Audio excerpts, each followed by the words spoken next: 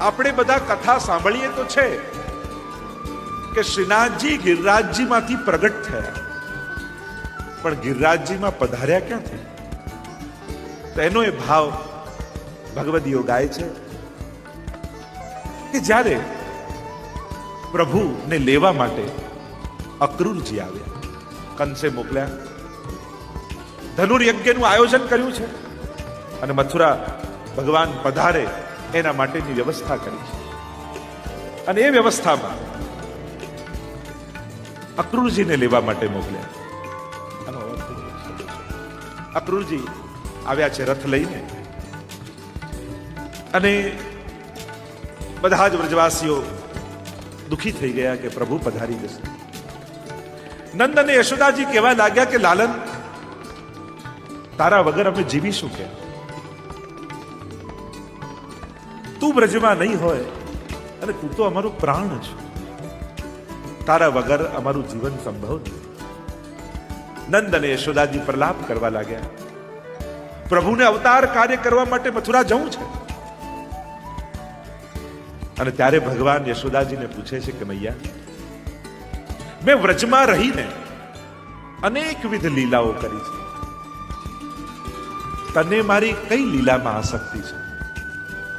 મેં વેણુનાદે કર્યા, મેં ગૌચારણે કરી, મેં માખણ ચોરીએ કરી, અનેક લીલાઓ કરી. મેં રાસ લીલા કરી, ચીરરણ લીલા કરી, દાવાગ્નિના પાન કર્યા, કાલીય નાગના મસ્તક પર નૃત્ય કર્યા. તને આ સમગ્ર લીલાઓમાં મારા કયા સ્વરૂપમાં વધારે આસક્તિ છે?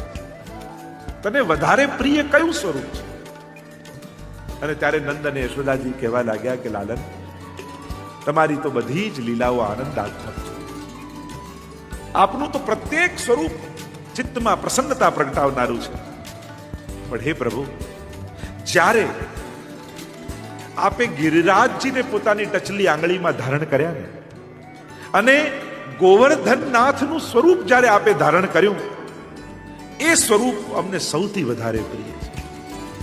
અને ત્યારે એમ કહેવાય છે, એ 11 વર્ષ અને 52 દિવસના ઠાકોરજી જે નંદ અને યશોદાજીની સામે ઠાડા છે, ઊભા છે, એમણે પોતાના જ સ્વરૂપમાંથી પોતાના જેવું જ આબેહૂબ સ્વરૂપ પ્રગટ કર્યું.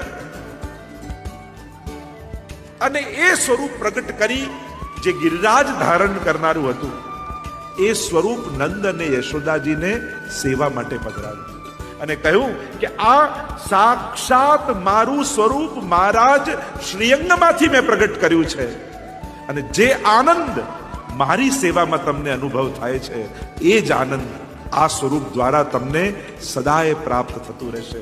અને એ સ્વરૂપ હતું આપણા શ્રીનાથજી બાબાનું સ્વરૂપ, જે આજે મેવાડમાં બિરાજે. એ અન્ય કોઈ સ્વરૂપ નથી, સાક્ષાત શ્રી કૃષ્ણના આનંદ રૂપ વિગ્રહમાંથી પ્રગટેલું આ મૂર્તિમંત પ્રગટ સ્વરૂપ છે. અને નંદ અને યશોદાજીને માથે આ શ્રીનાથજીના સ્વરૂપની સેવા બિરાજે.